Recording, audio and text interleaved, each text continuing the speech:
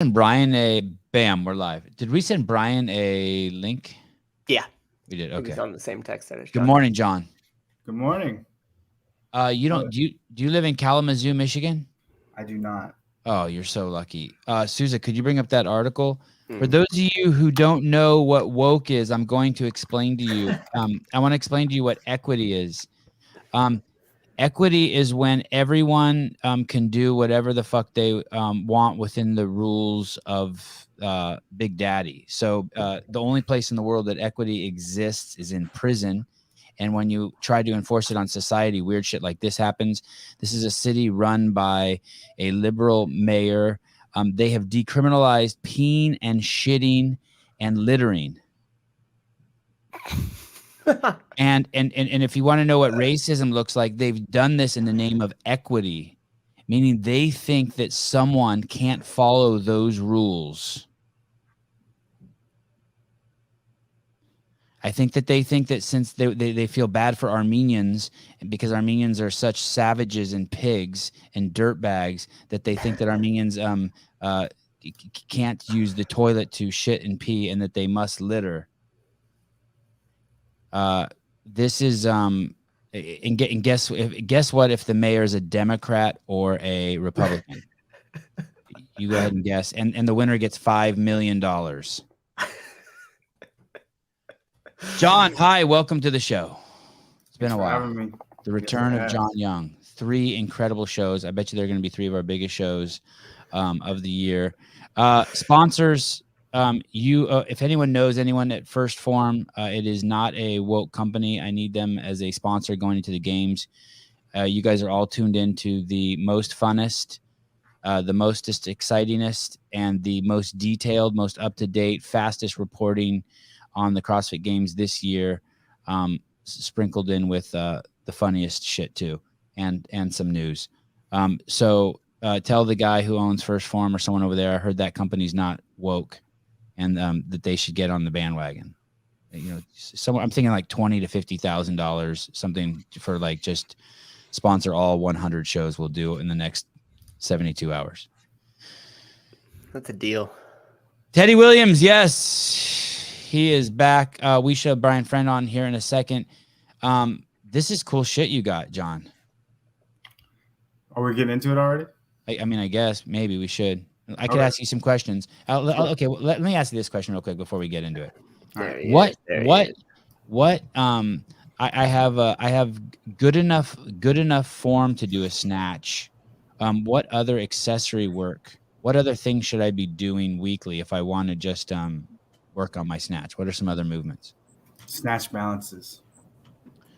Can you show me one of those, Sousa? What's a snatch balance? What about overhead squats?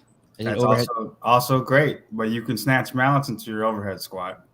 Is that where you're in a hang? No. Is that when the bar's like this and you just drop to the bottom? Yes, sir. Show me. It is. Okay. You're pulling one up, Sousa? Yeah. It's our good friend too here. Mr. Oh, okay. Yeah. It's beautiful. Look at him. Boom. Okay. The more you snatch balance, the more you will snatch. It's like clockwork. Snatch bounce. Do you do those, Brian? I have in the past. All right. So he doesn't do them. I haven't. How often do you do those, John? I mean, I don't need to work on snatch a lot, so not very much. But damn. I did when I was trying to be good at snatch.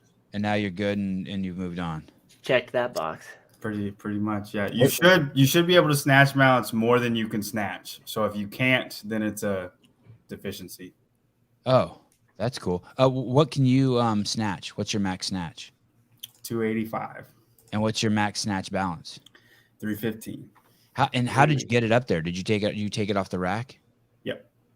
Damn. Is that scary? No, you do it enough, you don't get scared anymore. If you look at Haley Adams' weaknesses, is it scary? No, it's the same weakness she's had for 5 years. So we had her on yesterday. You should have asked her that question. I just kind of did. I want to make sure she comes back. I'm soft. We had her on yesterday, and when I went back and looked at the research, you and I interviewed her together for 2 hours and 40 minutes. We had her on. That was my very first time on the Sevan podcast. Yeah, that was crazy because yesterday we only had her on for 30 or 44 minutes, and I was like sweating. I was like, wow, we had her on for 240. That's awesome. Burger warm-up will help. I know I should know all that. I used to do all that shit. Got to get the burger warm-up I used in. to do all that shit. Got an assault bike and everything got all fucked up. Brian, hi, good morning. Good morning. Are you trying to out-snatch Brian after he beat you on the Echo bike?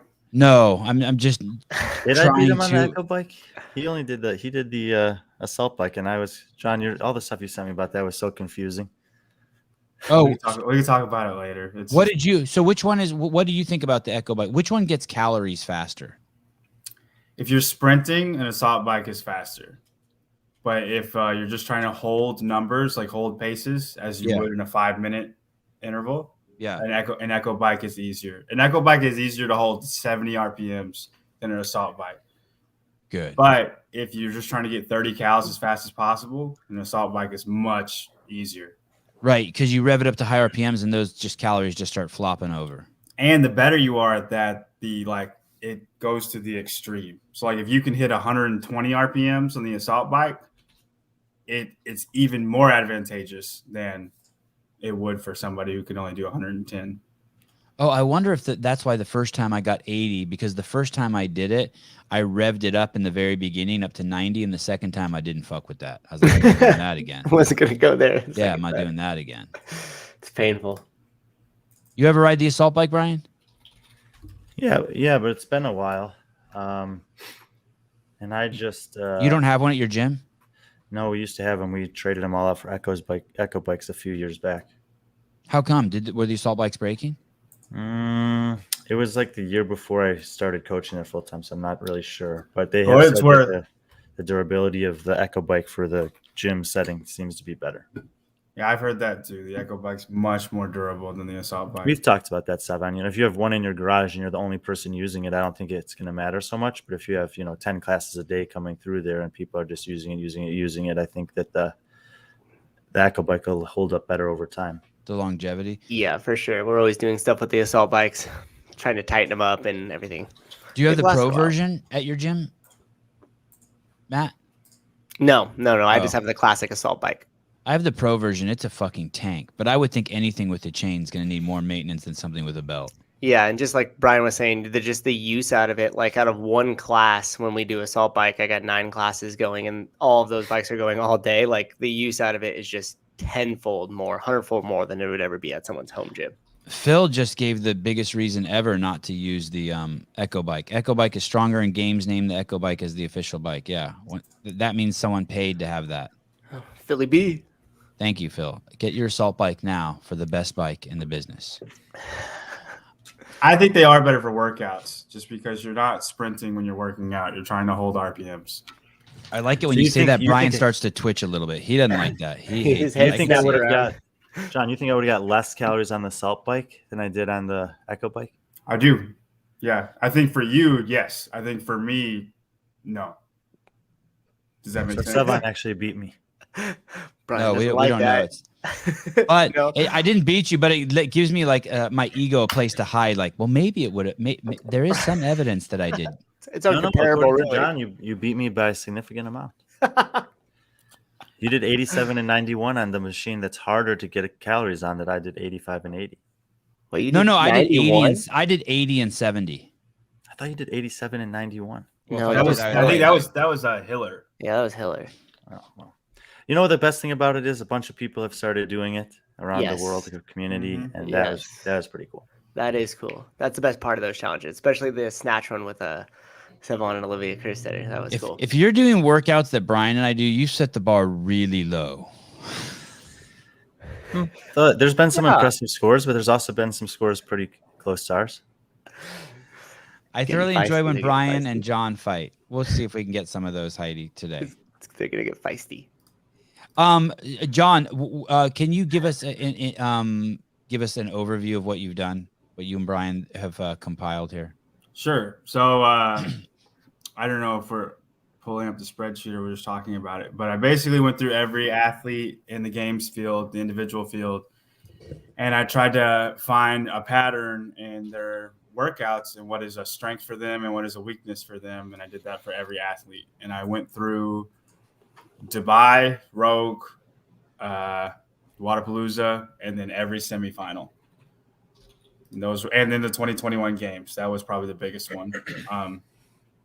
So every major competition in the last whole year, went through and see if I could find a pattern, and then outlined a weakness and a strength for every athlete. And I even did it for people like Tia and Justin. I know they don't really have a lot of weaknesses, but what they're weakest at compared to the rest of them, right? But where it's really neat is you'll see people like in the 20s and 30s of the power ranking that Bryant's made, and like they have this weird strength, which I'm sure we'll get into, but like where they're just better than everybody in the whole world, and it's so I don't know, it's so random, but it's true. Let's pick an athlete and give me a little bit more detail of how you did that. So Susie, you should have the I just saw it come through. John, the first one I sent you is John's, and then we'll talk about the other one I sent you in a minute. Okay, so the strength and weakness Games Indy is what I want to bring up. Yes. Yeah. Okay. Are we starting in any particular tab? Just women and men, do not go to my predictions because that's for a later show. Yeah, don't reveal those. Go ahead and drop us a tip, and I'll show you guys John's predictions. Highest bidder. We had. So can we just take someone like Jacqueline Dahlstrom and tell me how you looked at her? Like you would take her and sort of walk me through the process. And is this a lot of work what you did? Sounds insane. I mean, it took a little bit of time. Yeah. So Jacqueline Dahlstrom, I have her strength is high volume gymnastics and her weakness is machines. And then if you go to the red and green column, it'll show evidence of this. So for high volume gymnastics, the ring muscle up thruster workout in Dubai, it was 10, 2, 4, 6, 8, 10 ring muscle ups and thrusters. And she beat everybody in that whole field in that workout. And then Rogue, the thruster echo sprint workout. I don't know if you remember that one, but it was thrusters with 115 and then 30 cals in the echo bike and then 20 thrusters again. Maybe it was 40 cals in the echo bike, but it was like 20, 30, 20. And she was almost dead last. So she is not great when it comes to machines. And she is very, very good when it comes to gymnastics.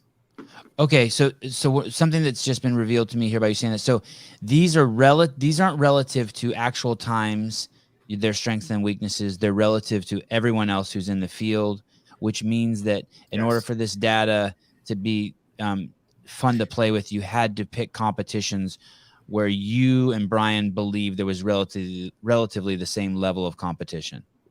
Yes, yeah, and I placed higher value on like if games finishes or rogue finishes because the field is what a games field would most likely represent. Okay. But I can't tell you I win muscle ups events in all my local competitions and in my garage. That's like right. Okay. But John doesn't care.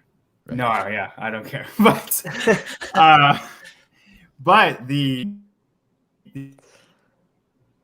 the 10 legless rope climb event skewed everything because the hardest upper body pulling movement there is a legless rope climb, unless you're going to talk about a strict ring muscle up maybe. But that was so big on the women's field. Like it was such a huge differentiator that there is a huge amount of like little gymnastic girls that made the games this year, like more than usual. So, Susie, if you pull up that other document that I sent you. So while John was doing this, I was taking the stuff that we talked about a few weeks ago, which was their the results from this year, from the 10 workouts I did this year, of which they all did these workouts, and that was one of the workouts. And I made sort of, I think, what I would call is like a heat map. So I saw like where they were best, where they were worst, and then I looked at and then I categorized it the same way that John did. So I was, trying to see, okay, this person's 3 best workouts were on these. Was there a commonality amongst these 3 workouts? And obviously it's relative to only the 40 people in the field. And then I was trying to see when there were similarities between what John found from major competitions, like the games in Rogan, Dubai, and Wadapalooza, and what I found from mostly online competitions in the Open, the quarterfinals, the semifinals. And then I would say, like, okay, that's really strong evidence that Jack and Dahlstrom is great when there's high volume upper body pulling. But the thing that started to jump out, and this is, I think, what John is saying, is that there were somewhere between 10 and 15 women in the field that was the thing they excelled at, was high upper body pulling. And then you say, like, well, why? John referred to these as little gymnastics girls. Is Bailey Rail is Bailey Rail one of those little gymnastic girls? Does she? I mean, she's pretty lean, man. Have you seen her? Yeah. She's like a paper airplane, totally.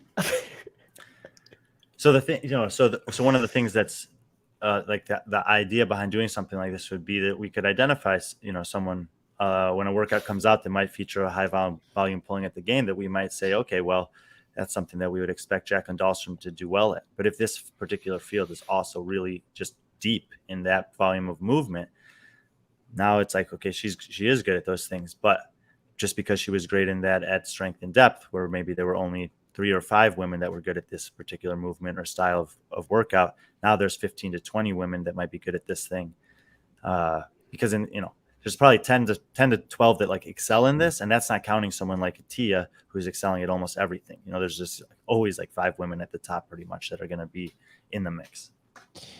What do these color codes mean here? Green means mostly it's the top 5 to 7, depending on a few. Top 5 to 7. Yellow is like, but it's not necessarily exact with the numbers. So I didn't want someone who is like towards the bottom, you see there's more yellow instead of green. So they're not really having top 10 finishes, but I would still say that that's their relative strength against this field. So like Paige Semenza, there's got 3 or 4 yellow tabs. She didn't have anything in the top 10. Well, she had 1 10th place finish in the rope climb. So these were the things she was best at, but I didn't, they weren't top 5 finishes. So I didn't put green there, I put yellow. So like green's the best, yellow's the next, then orange, and then red. And similarly at the top, you don't see a lot of red, but you see some orange. So even where those women are not as good, their finishes are still in the low 20s instead of in the high 30s or whatever. It's crazy. I was going to say something. So the people down, the greens down at the bottom are like, they must be some sort of specialist. Yeah, like but when I think of Carolyn Prevost, I don't think of her as a specialist at all. I think of her as like just extremely well-rounded. Oh no! Seen her deadlift? She's amazing at deadlifting. Carolyn Prevost is like the greatest deadlifter. She's like Austin Malleolo for history. Women. Yeah. Yes. She's probably amazing at burpees too. She's good enough at burpees that it didn't matter in that workout. I think that the fact that she did that well in this workout is that the deadlift was more critical. When you say deadlift, means she's strong at it or she's good at cycling it? Both. But specifically cycling it though. So like Austin Malleolo did 52 reps in the 315 for 52 reps at the Rogue. How much can you deadlift 315 in 2 minutes? Okay. 52. Beat everybody. Beat all the strong men. And everybody was like, how is this little guy just doing this? Because he could do it. Nobody else could. And because his arms are longer than LeBron James. Okay. 52. Carolyn Prevost did 67. Wow. Jeez.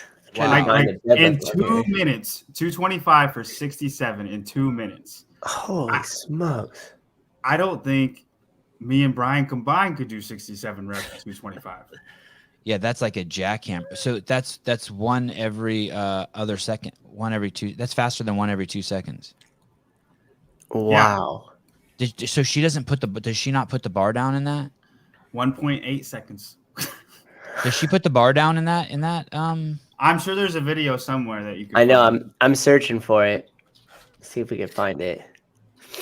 Wow. So if something like that comes up at the games, she's gonna handle the business. So if deadlift is in the games, she will be top 3. And like if you go back, when we go back to my spreadsheet, if they have like a little purple outline, that means they are the best. They are one of the best in the world at this particular movement. And when I said like people down at the bottom, how they have this weird specialty that just sticks out, Carolyn Prevost fits that category. That order that you had them in there, Brian, that was your spreadsheet? The previous one was mine. This one is John's. Yeah. What is that order that you have them in there? That's the order of how they would have scored against each other on these 10 workouts that we did a few weeks ago. Okay. How do you want to approach this? Do you want to approach this by looking at athletes or by looking at movements or looking at workouts? Up to you. I have a third document that I just am sharing with Susan now that shows by movement. Let's party a little bit. Let's just go straight to Tia. And let's just talk about fucking how great she is. Let's talk about as we go through and we look at her strengths and weaknesses. When we look at her weaknesses, how close is anybody? Is Austin Malleolo close to her? I like how it's a strong suit. Everything here. Weak suit, it's just blacked out. Yeah. Well, she had nothing worse than a 4th place finish on these workouts. And I think that's kind of insane. And these are the 10 workouts from our other show. These are the 10 workouts that everyone has done who's going to the games this year, men and women, right? Yeah, these are the open and quarterfinals workouts that like she wasn't preparing for and was probably doing just randomly on a day of training, and she still was 4th or better on every single one of them. It's crazy. And I'll put this in perspective. Like Tia didn't care about any of these workouts. Like, it didn't mean anything to her. It's just something she has to do.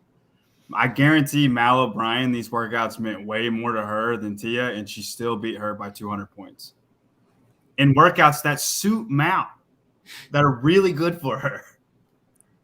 Jeez. Yeah, what Haley was saying last night when Amanda asked her that question is like, it's not lost on the athletes how good and insanely good Tia is at this point. Now, I think you asked her, Sevan, how do you beat Tia? No, a caller asked that. A caller asked that. Yeah. And she said, you tell me. Like, yeah, Amanda Hari asked that. It's so true. And is Mal O'Brien in a similar suit? She seems to be quite the standout also. I mean, if you look at this data, there's no one can take second place from her. Right, but keep in mind what John just said. You know, when John's studies, what he really noticed is Mal thrives on workouts where there's a high volume of transitions. And the open and the quarterfinals workouts, there are a lot of things like that because you have a limited space where you can do the workouts in. So these are, she is proving to be very good at most things, even young and early in her career. But in particular, this in the gym, moving between implements over and over again is something that she's just amazing at. Torres talked to us about that.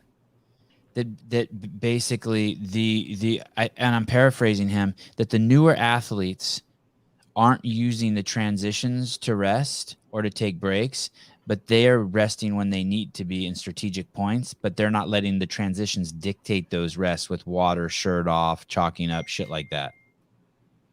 Did you hear that, John? What do you think about that? Can you say it again? It's okay.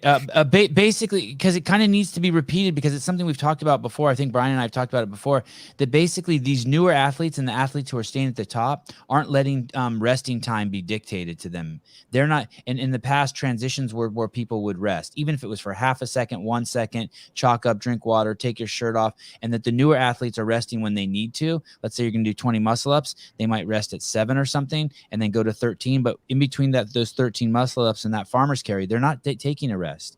The transitions, they're not letting transitions dictate them. They've taken the strategy and the tactics of winning to another level. They're not letting the movements. And then Brian just said Mal O'Brien is like she flourishes in workouts where there's a lot of transitions. Meaning she's killing it there.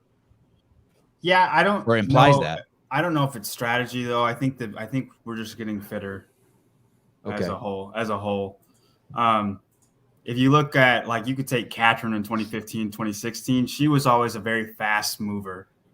And like that, I mean, that's a skill in its own, just being a fast mover from object to object and starting quickly. And like somebody like Katrin was always really good at that. Somebody like Sarah was not good at that.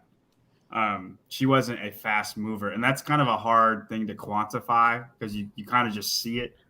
But I think there's something else that's happening also. And we've talked about this on some recent episodes in a little less detail or more broadly, is that the athletes are figuring out how to make more and more movements aerobic.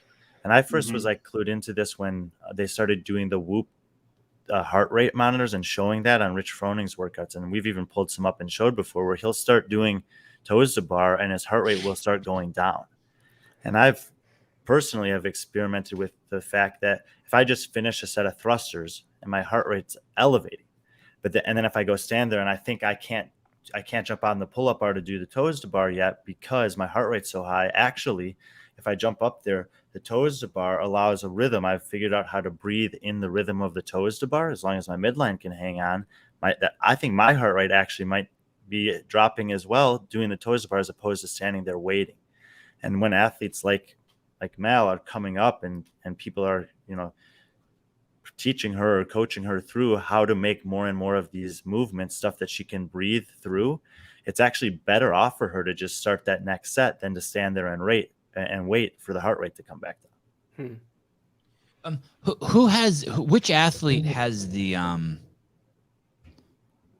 least balance? Does that question work? Meaning they're on the most extremes. There's actually a lot, but I think John will probably be able to pick out one or two. Do you want to like good athletes or athletes that are just kind of either anyone? There, I mean, at this point, if as long as you're not from careful, Sevi. Okay, as long as you're not from South America or Asia, you're good. So I mean, hey, Roman's from Asia, so all right, fine, Roman. He's pretty good. I would probably say Guillermo. Wow, because Guy. And the reason why I say him is because he's one of the top athletes. So the extreme sticks out a little bit more.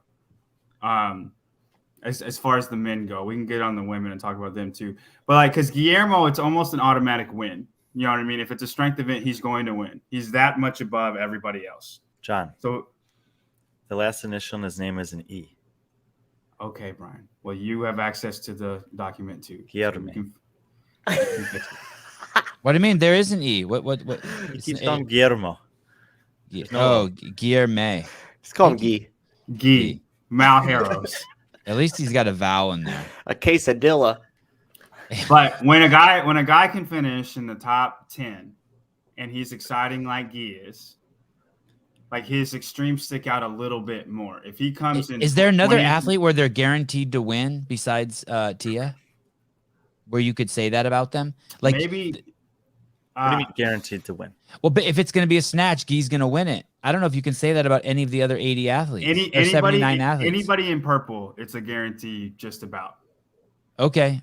Wow. Roman's that good at machines. Yeah. John, tell him how good he is. Wait, hold on. Sorry. So we'll come back to that. We'll come back to that. I want to keep you on Guy. Keep you on Guy. I'm so sorry. This is really fucking getting cool. Okay. Yanikoski is the swimmer. Wow. Hopper has a guaranteed. Tuda has it. Wow. Colton. Can't believe you didn't start with Colton. Okay, let's finish up with Guy. Okay, so Guy's that good at is Guy that bad at long distance? You're saying if something goes over 20 minutes, he's finishing in the bottom 10? I'm saying he finishes lower than 20th. Okay. I think one of the big questions for Guy this year is how much better has he gotten in that time domain? And that's going to be the difference between if he's able to improve on the 7th place finish from last year or not. Because he's still going to hit home runs. Wow, I'm starting to really like this document. This is cool. What how about does it get John as I and Brian, if I say a 25-minute, does that start pushing him down even further, or does he have a threshold at 20 minutes it doesn't get worse for him? I mean, I would say after 20 minutes he is what he is. Okay. Because once it's aerobic, everybody falls into place, and after 20 minutes you hold whatever you can hold 20 minutes for an hour. You know what I mean? And this is where the thing that you're talking about, being great at a ring muscle ups in your local competition comes into play. He won the hour-long workout at Copa Sur. In Brazil, yeah. Yeah, at the semifinal, at the South American semifinal. So that's obviously great. You can't do any better than winning the event. But if that same event shows up at the games, are we expecting him to win it? No. No, the time he put up in Brazil would have been 28th at the games. Which is consistent with his 27th from that longer event. Wait, how do you know that? Oh, I mean, I just threw that out there, guys. You just made that up? Yeah. No, I'm just saying, if we did the same event, he would come in place like 28th. Is all I was saying. I didn't even look at the 27th over there. So that we were just trusting the science over here. So that's what we need to look at for Guy. Day one is going to be a huge data point for us. Potentially. He's not a bad swimmer. He's not a bad swimmer. So if there's an endurance swimming event, he will do better than he would if there was like a running event. Okay, let's go. Let's look at Roman's purple. For those of you who weren't following, and I know this is a lot, I'm just starting to understand it. But purple basically means these people are so fucking good at these movements, this domain, that they're almost guaranteed a first place. And now if it comes up at the games, which is kind of crazy to say about the games, right? That you can go there and have something that you're going to win. That's why it's in purple. But I did not. You had to be lower than the top 5, because the top 5 people like Vellner and Fikowski and Medeiros will all probably win a handful of events just because they're that fit. So I did not outline anybody in purple, because then it would just be the whole top 5. You know what I mean? Right. Well, it is interesting with Medeiros. Did he have the fewest first place finishes of any games winner in the history of the games? No. He tied. With who? Matthew Fraser. Wow. Okay. Matt Fraser, 2016. One first place, 7 second place finishes. Yeah, if you want to add up the seconds, though, he didn't tie. So. Okay. And was that Matt's first year winning the games? Second? First. And that was Justin's first. Okay. So that'll be fun to watch what Justin does. The next year, just for reference for anyone, the next year Fraser won 4 events at the games, and the year after that he only won 2. So you don't have to win a ton of events necessarily to win the games. But what Justin did last year that Fraser also did is he had very, very few finishes outside the top 10. So Fraser went 2 in 16, 4 in 17, 2 in 18. 1 in 14, 1 in 15, 1 in 16, 4 in 17, 2 in 18, 6 in 19. That was with the cuts. There's getting easier and easier to win against a smaller and smaller field. 14 in 2020. Jeez. Wow. He won 14 events. 4 in stage 1, all the CrossFit ones, not the specialty ones, and 10 of the 12, I think, at the ranch. I was thinking about this. Whenever CrossFit's 40 years from now, in the year 2060, it's going to be like a Wilt Chamberlain record that can never be broken, because it will never be like that ever again. What do you mean monkeypox is here? But Sevan, you think that's crazy? Listen to Tia. Okay. She started in 2016. First year she had 2.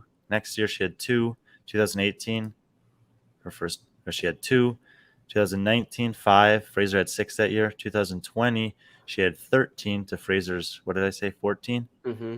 And then last year, in a much more standard games field, obviously there were still some cuts, she had 9. The 9 she had last year that's the most impressive number that anyone's ever had, in my opinion.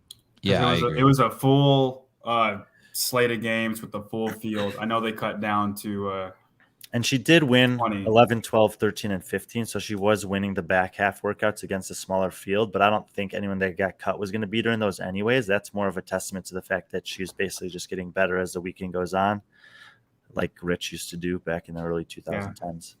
Hey, I do think, though, the first year Tia. Sorry, John, real quick. The first year, 2016, was Tia's first year, and that was sorry, that was 2015 was her first year. Yeah, she didn't have any wins that year. And so to put this in perspective, 2016 was Haley Adams' first year, but she was a teen. Damn. It's crazy that Haley's only 21. It's just tripping on that yesterday. She's gonna be a 7-year years. veteran this year. Yeah, it's crazy. Do you guys think of her as a kid, or do you think of her as a veteran, or both? Kind of both. Yeah, kind of both. I feel like people just forget about her, but she's still really, really young. Yeah, and she's got some salty like veteran like confidence too. She doesn't act like a kid. Mal will be like that in 5 years too, though. You're not gonna like in 5 years. Mal's gonna be 22, 23. But it's a tough. I mean, it's this conversation has basically been sparked by the title of the documentary from last year of Next Gen, because that's tough to say. Like, what is the next gen? Like, it's pretty obvious to say Mal O'Brien and Emma Carey are the next gen because they're 18 years old and they've got 1 year of experience at the games, and now Mal's about to have 2. But when you have someone like Saxon Panchik, who is in his mid-20s and was already coming to his 5th games, and you're comparing him to someone like Lazar Djukic, who's the same age coming into his 2nd games, which one of those is next gen? Or either of them, or none of them? Does Ricky count as next gen? He's only his 2nd games. So it doesn't. So it's tough to say if you're talking about age or experience or both. So there's a lot of gray area about what is a veteran compared to what's a and then you have people like Kerstetter. Is she the next gen? Yeah, good point. Like where does she go? Is she going to she's not going to the games, right? She's doing the team. Not this year. And then next year she's going to. Man. You think so? That's Hebner said she was going to. Yeah, no, I definitely think she's going to qualify. Okay, let's go back over to the boys again and go through those purple. I really like doing that. That's cool. Okay, so we have Guy's super strong, but what we're concerned about is anything over 20 minutes. Roman, the machines. What does that mean exactly? What if it's a machine and something what's he not good at? There is not a machine that he is not either 1 or 2 in the whole entire field. But I mean, what other what other movements is he not good at? He's not good at the snatch. And that's really the only thing. It used to be strength in general, but he put on like 30 pounds. He weighs like 220 now. In Dubai, people like Lazar and Ricky, they asked him about Roman. They're like, oh, Roman is huge. Like he looks like a middle linebacker in person. So if someone like Adrian sees this and that somehow gets into his brain, let's say just accidentally, he could put an Echo Bike snatch workout, and now we have something really balanced. Depends. If the Echo Bike snatch workout is cycling the snatch, he's going to be fine. If it's a snatch ladder ending at a 285 plus, he might not finish it. Right. Yeah. So it could be a snatch ladder with a bike at the end. If he can't get to the bike, he's fucked. Yeah. Oh man, that would be a crazy. John, that would be a crazy twist on a workout, like a snatch ladder plus 10 cal bike or 20 cal bike at the end. Oh, I think you have to make it 30. I think you have to make it hurt a little bit. 20 cals is done in 15 What he meant to say, Brian, is I have to argue with you. No, he's right. There should be a higher number, but I'm just coming up with this idea. That would be crazy. The next evolution of a snatch or clean and jerk ladder or something like that might be where then there's like a cash out on a machine or something at the end of the workout. And maybe skier because of the direction of the pool. Who have you been listening to, Sevan? I don't know. I've just been getting slightly smarter, like in English. That was good. Thank you. Sevan, look at Roman's 1K row on the green. Okay, 248. My 2K row was 749 the other day. Holy shit! I put that in perspective. When you row and you see the 500-meter pace for everybody, he's holding a 124. Oh my goodness! Yeah, for me that's a really slow 500. That's like, hey, I'm TikToking. Nobody else. Wow. Nobody else in the world can do in the CrossFit world can do this. Yeah, that's savage. The closest person is Hopper. Yeah. What about how does that translate into other stuff? Because we did see Ricky put it to him in Dubai, and I think that was a skier run event. You're right, but look at Ricky. He's got purple on his name too. Mm-hmm. All right. We'll get to Ricky soon. Ricky Gerard. Oh, there we are, right there. Long endurance, especially running. Versus and Ricky. So Ricky is probably the best runner in all of CrossFit. I don't think there's maybe not in a sprint, but in a distance. No, distance running. Yeah, distance running. Even out of the women too. Even out of the, okay. Yeah. So day one's going to be important for Ricky too. I mean, theoretically, you're assuming that there's a long event on day one. Well, we talked to Boz yesterday, so yeah, Brian. Did he say that? We did. It just the thing cut out. He said the first 3 events, and they just couldn't get it out into the public. It cut out. The windows are huge for the 2 of the windows are massive for day one, right? Yes, but it could be a massive window because it's a 15-minute workout and they're running heats of 10. And so they have 8 heats plus the teams are doing 12 heats of 15 minutes. That adds up. That's 3 hours, not including transitions. Or it could be a massive start and a 2-hour event for all the men and women at once, followed by the teams going for, a 2-hour workout or whatever. So Ricky and Guy are flip-flopped. They are. But I mean, Ricky's been working on it, but they are. Yes.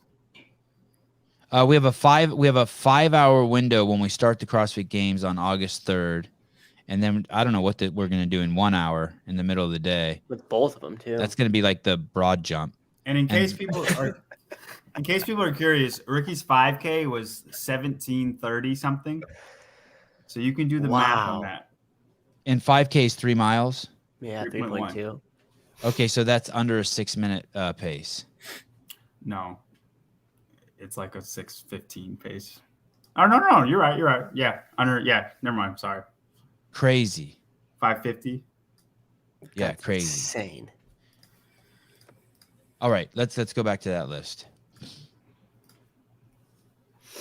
I like it that Ricky and Guy are flip-flop. This is cool. Yanikoski, swimming. And so something to note, we know all of that other shit's going to be in the games. We don't know 100% of swimming is going to be in there, right? I would be surprised if it was. Yeah. Me too. I would be surprised too. But this is actually a pretty good men's field for swimming. There's Guillermo Brant from France is a very, very good swimmer. Lazar is a good swimmer. The longer the swim is, I think it's harder for people to keep up with Yona. But if it's a interval style swimming or a little bit of a shorter swim, there's some definitely some other good swimmers here. And length comes into play much more when it's a shorter swim. So like somebody like Hopper will do better in something like that, where you can just kind of be explosive. I mean, Fikowski would probably win an interval. You think Fikowski beat Koski in an interval? Dude, swim? I wish I would have loved to have seen Fikowski do swim and stuff workout. I know. Yeah.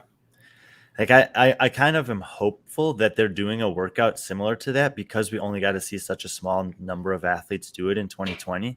And then, I was sitting there like, man, especially on the women's side where there's probably even a little bit more depth in terms of swimmers, like to see someone like Amanda Barnhart do that against Tia, I think would have been cool. So maybe Boz thought the same and he'll bring back something similar to that where you're in the pool plus some other objects and then, coming back or whatever. Was swimming stuff the GHD D-ball slam? Swam? Yeah. Mm-hmm. When you could visually see Tia pass people up in the pool, if you could just see that across a line of like 20 people. Why would Fikowski be good at that? He's good at the GHD? He's a swimmer. So you can make up a lot of time on the bike on the other side of the pool. So he might, and then he could probably hit the bike pretty hard, get in the water, and still swim as fast as most of the guys. That it might negate the GHD speed. Same reason Quant was good at it. Just Fikowski's better than Quant. This guy Brant, what was his name? Guillermo Brant. Briant. I think someone sent me a DM saying he was on the national swim team, so he's like really good. Yeah, he's a very good swimmer. I would in almost any swimming event, I'm expecting him to have a worst to top 5. And Yanikoski looks like to be the opposite of our friend Mr. Vellner. He's great at swimming, but not so good at heavy lifting. I don't know if that's opposite, but sure. I think Vellner's pretty damn strong. I think he's overlooked. He's top 10, right? Top 8, top 7. Yeah, he's strong enough, but he's not gonna win. Basically, what you're saying here, Sevan, is there are a lot of athletes who excel at the long stuff and they struggle at the heavy stuff, or the other way around. But if you look at at the top of the leaderboards, the people that are winning regularly, they're good at both. Okay, so who would you pick as the opposite of Yanikoski? Who's not so good at swimming? Colton? Yeah, that's a good one. Yeah, I can't believe you came up with that name. So I only know two athletes, Vellner and Colton. So I always try to stick them in somewhere. I like how you put anatomy as his weakness. Oh, shit. What's going on with that? Oh, shit. We're canceled. We're going to get fucking canceled. I did not mean that in any type of personal way. You didn't. It doesn't matter what you meant. It's 2022. Hey, that's true, though. That dick slice does slow him down a little bit. Right. Yeah. Nice save, there's a lot between the legs to slow him down. So if you go back if you go look at the semifinal, Colton was in first place going into the legless rope climb event, and I felt so bad for him. Hey, he should have won that. He doesn't even have any legs. Oh. As slow as he was in that legless rope climb event, there's no way he could have gone faster, and it's a pain. But look at. Alyssa's a good Christian. She spells Jesus with a G, and then she gets a pass. Jesus, John. Okay, we'll get down to that. We'll have to punish John for that. Like running, swimming, bike sprinting, all of that is just because he's small. Yeah, his anatomy. And that's where he's weak. He's weak at everything because he is small. And it's more or less. I'm not sure how he characterized it for Brent in this chart. But it's similar where, he also wrote anatomy under. Yeah, go up to Brent Fikowski. I put the same thing. But it's like the opposite kind of anatomy. If you I've done this. He has a small dick. You're saying Fikowski has a small dick. Doesn't translate well to high volume pull-ups apparently. But he just has it in parentheses there. That was the whole thing on the other one. Yeah, we'll get to this. We're not done with John. We might have to find someone else for those two shows we have John scheduled for later this week. Yeah, Colin's popping up in the comments section soon. I'm gonna have to go over to Reddit and see how they tolerate this shit from John. What the vote is over there. Mr. Hopper. So let me just ask you this before we go into Jason's thing. Do you think Jason's gonna finish better this year than last year at the CrossFit Games? John? Yeah. Brian? Definitely. So the orange, I kind of tiered them with the colors, and the orange is anybody that I think could make the top 10. They all have the ability to be in the top 10. I don't see an orange. It's yellow. That's a yellow. Oh, okay. Orange, okay. Yellow. Okay. So those top 13, any one of those can be in the top 10, you think? Yeah, and he's omitting Vigneault, who was 8th last year, and he's omitting Dallin Pepper or Noah Olson, who was 10th, and Dallin Pepper, who a lot of guys have a high outlook on. Yeah, what is Dallin Pepper's weakness? Sorry, we're off track here. Is it his age, the fact this is his first games? He's going to be surprised by some shit, or is it his skill level? No, I mean, anything with high volume gymnastics, he's not winning those workouts. He's not necessarily bad at them. He's actually very well-rounded, but that is where he was the weakest, was high-volume gymnastics. What does it say in the red, Sousa? Because I can say the workouts once I see it in the red. Oh, excuse me. For Dallin. It's a 20th handstand walk shuttle run sprints. Yeah, so he's not a great handstand walker. And I remember when you had Danielle Brandon on, she was like, I'm not going to put Dallin on blast for what he sucks at. Right. He's not a great handstand walker. John's got no problem blasting him. Well, the good news is it sounds like they're doing their training sessions together, and I don't know how long it takes to improve your handstand walk, but if they continue and she stays down there, maybe he'll get some skills from her. Maybe. I'm not sure how easy it is to improve that. I mean, Tia trained with Fraser for an entire year. Fraser's a beast on his hands, and she was, even after doing that, she wasn't necessarily catching up to the field. You say that, but she was 4th in the handstand walk in 2021. Yeah. I know, but I feel like last year of all the handstand walking events that have been tested, it was like shoulder endurance more than handstand walking that was being tested because it was long and very challenging. Plus execution. There were a lot of people that just screwed up by going too early. I'm seeing a copy and paste here with Roman and Jason. How can Roman be guaranteed a first on machines and Jason? Anything, Jason Hopper with a Y. Anything with machines, especially high power output. Because I don't really know who would win out of them two. I think Roman would. But Hopper is right there with him. And notice I put long endurance next to Roman too. So the longer the workout goes, the more advanced he would win over Hopper. But it would be a really, really fun if it ends up having a workout that's machine dependent and they're in the same heat. Like I'm basically praying that happens. Yeah, because those two are head and heels above everybody else, and it's not close.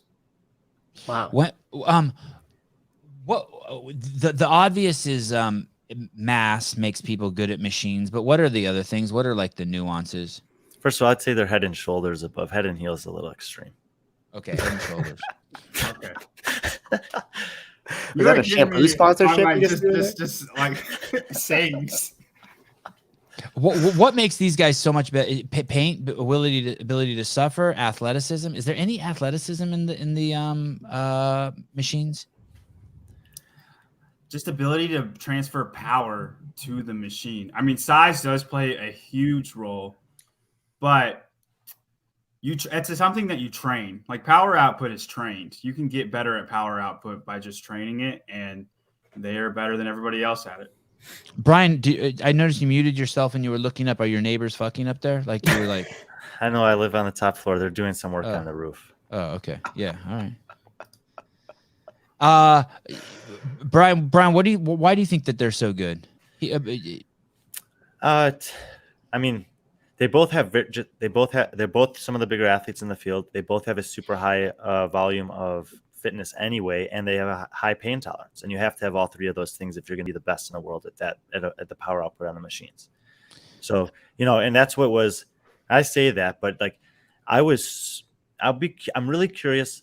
I do hope that there's a workout that's of a kind of a shorter time domain that has high volume or power output being the kind of the critical factor. Because I was so blown away by what Mal did on the Echo bike at the Granite Games.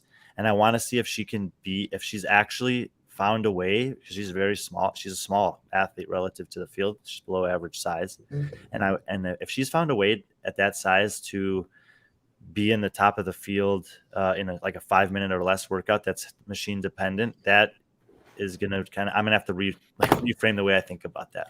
Tell us what she did. I don't know why you're blown away with that.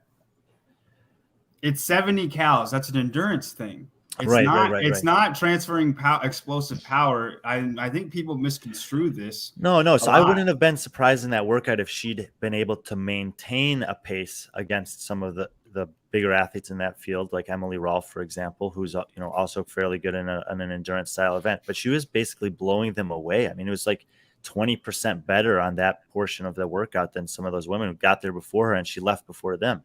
That's what surprised me about it. So I'm curious to see if there's a 5-minute workout that's heavy on the Echo bike, if she'll also be dominant this year, where last year was her biggest weakness.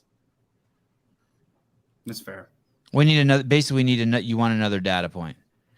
Yeah, and that is the one. Like we try to do the best we can with this, but some of these athletes we just don't have a ton of data on. I mean, and you also know where she trains, so it's no surprise that they're fucking banging the machines.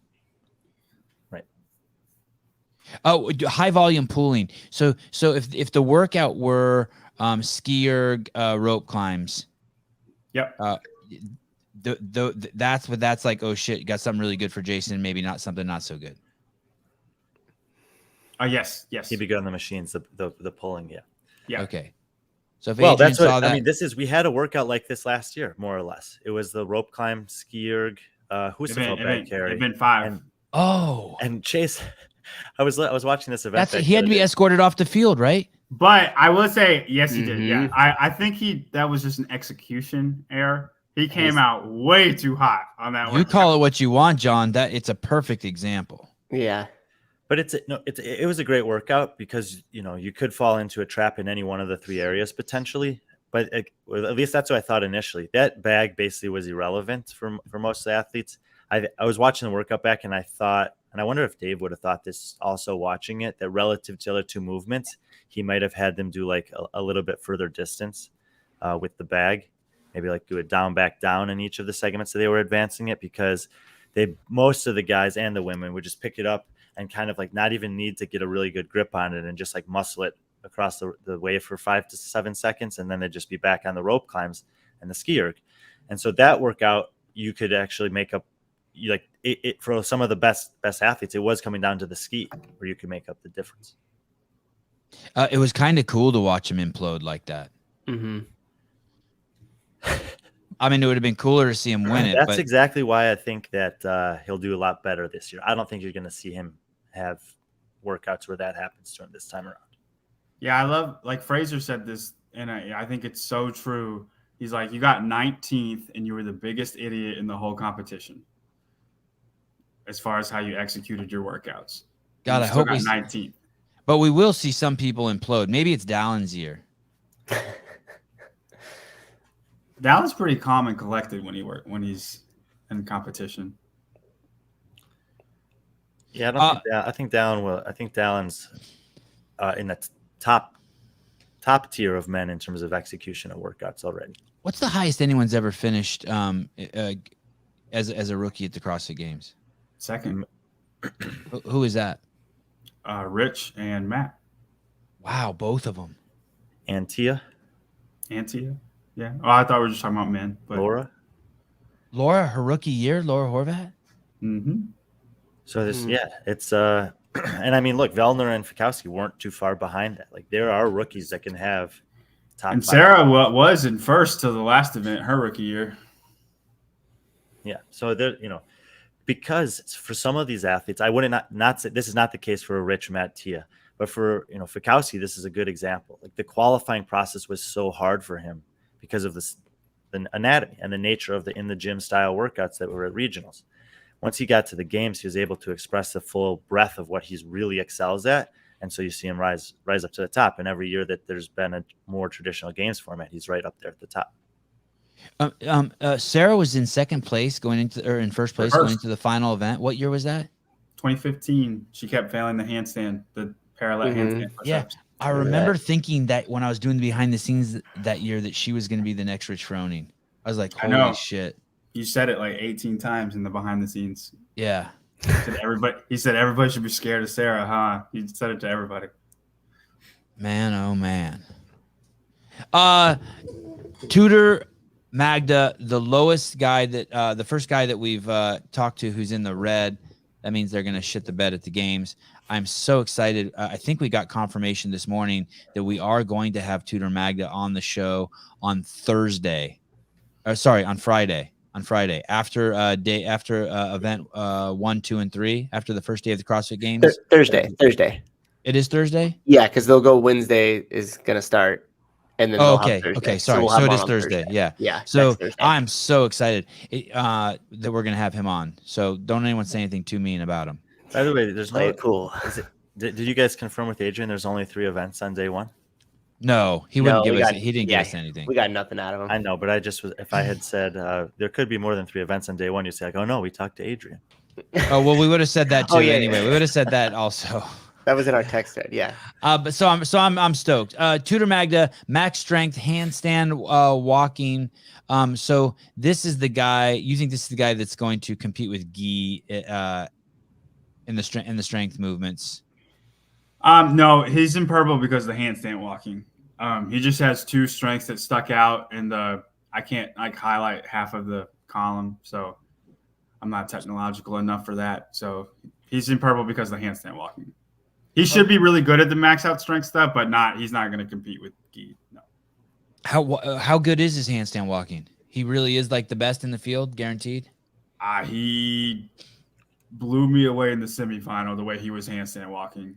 We don't have a lot of data points for him, but I expect if handstand walking, like if event 8 was just handstand walking, he should be in the top 3.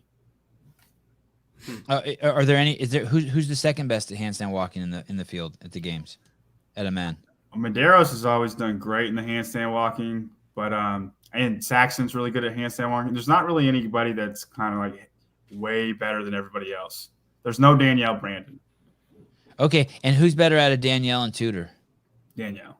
She is. I would say Danielle's the best handstand walker in all of CrossFit history. I don't know anybody better than her. Brian? I'm not going to dispute that. All right. And Tudor's weakness is machine power output. Mm-hmm. And that's not good, right? That's not good for a lot of reasons. Sure. Like if you're going to have a weakness, that's not the one you want. I don't know. I would argue long endurance would be the one you wouldn't want. I mean, I would say just a sake of a comparison, I would say that last year at the games, Mal O'Brien's weakness was machine power output, and she placed 7th. How many events at the games last year had machines in them? Well, depends. If you count the rowing in the last event, then I think there were 3. Because they had the Echo Bike Snatch, they had the ski rope climb Husserl carry, and then they had the 600-meter row buy-in before 90 chest bar pull-ups and some lunging. But that row meant nothing. That's yeah. So there were 3 machines, but and the ski was more of just the ski was more of just pacing though, like an actual workout, just how kind of fit. I thought that too, but when I went back and watched it, that's where Fikowski was making moves on guys. Was on the ski erg.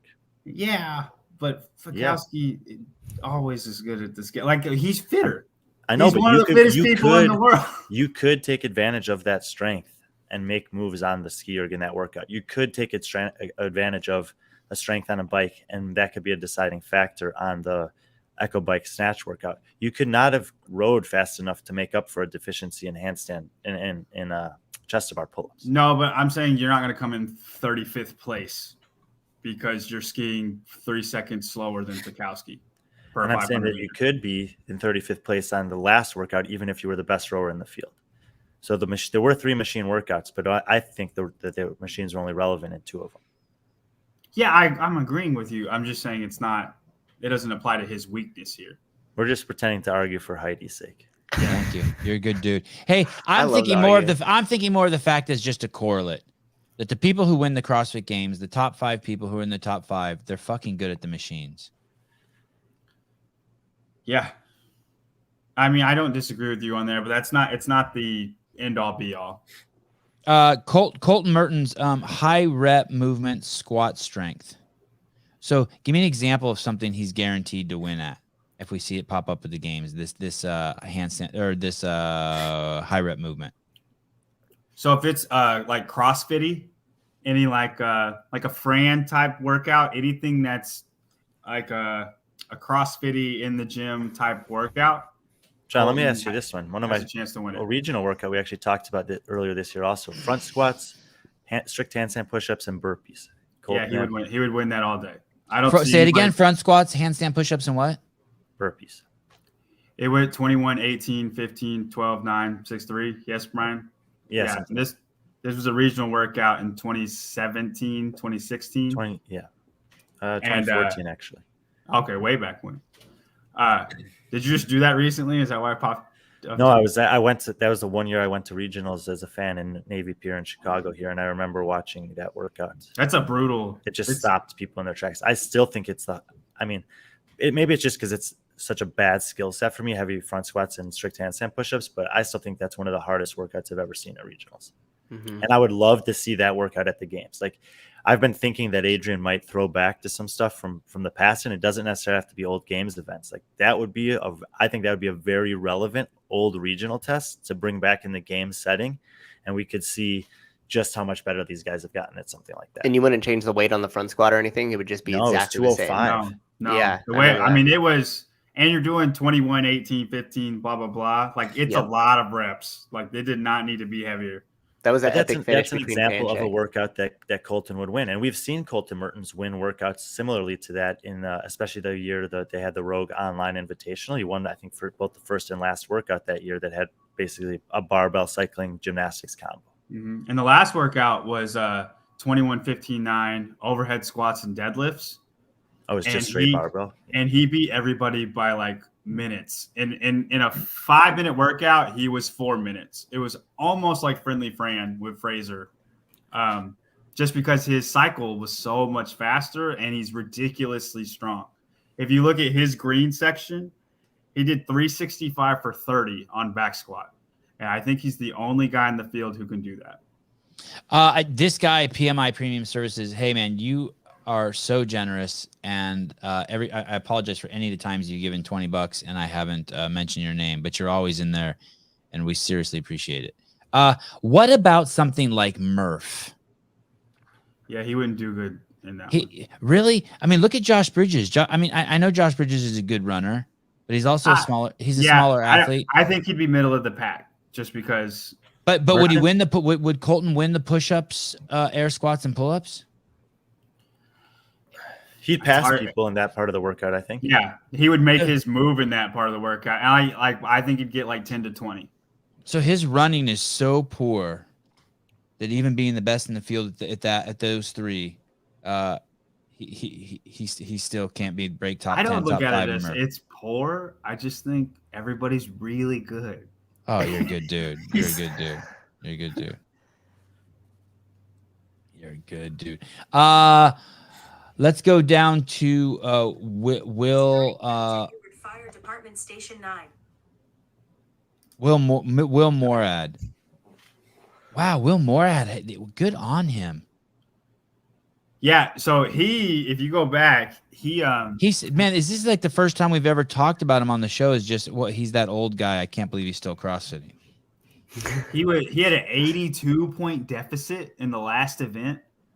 And then won it and ended up being fifth. I think it was the biggest deficit ever that he overcame and beat James Sprague by 1 point.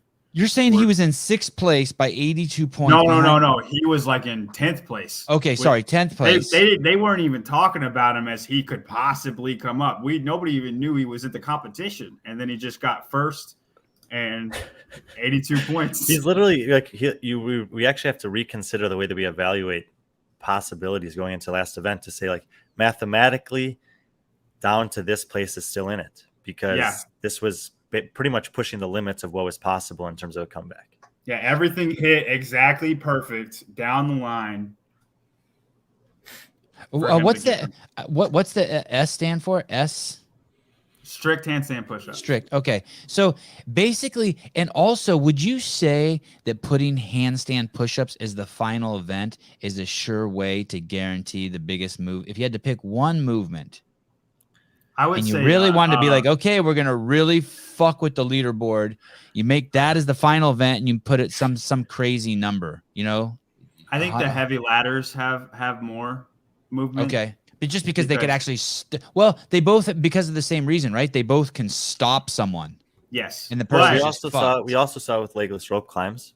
Okay. Yes, that's another one. Yeah, like a heavy lift when they have heavy lifts at the end with some competitions. Like if you can't do it, then you can't do it. You're stuck. And the clock just goes, and people just start passing you. Mm-hmm. Strict handstand push-ups, you can rest long enough and then finish it. You just have to take longer. Legless rope climbs, even more so than strict handstand push-ups, though. You just have to rest, and then you can do it again. A heavy lift at the end, if you can't do it, then you're last place. And, like, you're not magically going to be able to lift it. What is your favorite movement for a final event, Brian? Single movement? Yeah, like you'd like to see someone cross the finish line. Well, 2022 CrossFit Games. What do you want to see people cross the finish line doing? I like the workouts, and I think Dave's gotten into a pattern of this as the last event where there's the story tells itself moving across the floor. Yeah. So like the Fibonacci finale with the overhead walking lunges, or the yoke carry that he had with Aeneas, or obviously the lunges last year at the games, where it's like pretty clear that you can see the leader or the eventual champion maybe making their way towards that goal. I like. What do you have a favorite? And those you said I like, and maybe I just like them because I've been trained to like them. But lunges and yokes, they're cool. They're cool. Fun, like especially as they come across the field. You have a favorite, John? I think you're saying that just because that's what we've seen the most. Like we've seen lunges be the last movement in a lot of different competitions, just because it plays really good to the storytelling. Yeah, and you're wondering the whole time, are they going to put it down? Are they going to drop it? Are they going to drop that barbell on the front rack? How close is the other person? Who's going to rest? And you can see it so clearly. Have that clear story. You could think back to like the one year, 2012, the last workout was Fran. Well, at Fran, it's like just chaos on the floor. Like people are doing thrusters and pull-ups as fast as they can, and it's like you can't tell, and boom, and everyone finished, and then I don't even think there was a starting line or stopping line to run across. Just time. So and the camera was on Rich the whole time. Kyle Kasperbauer won, and Rich is still doing pull-ups. So we're looking at, maybe I'm thinking of a different one. But you're right. Scott Panchik won, but Kyle Kasperbauer maybe got second. 2009, same thing, right? 2009 in that chipper at the end. I think that was a fucking complete. They had the 45-pound plate overhead. They lunged lunges it for a long time. Yeah, at the end of that workout. That was as insane. Opposed to 2008, where they had the heavy grace and it was chaos on the floor, and you didn't know what the end results were. So if you want to have a workout where it's like, holy shit, everything just happened and we don't know and we have to go to the math, you could program something like that. But if you want something where it's easy to tell the story, then there's probably not much better than a lunge. What would a heavy grace be if let's say event number 15 is heavy grace? What would the weight be? 225. Because I think we have data point for 225. Rich has done it twice. The Wall Street weightlifter just did it. If anybody's familiar with that guy, he's super strong Mario looking guy. He does look like Mario.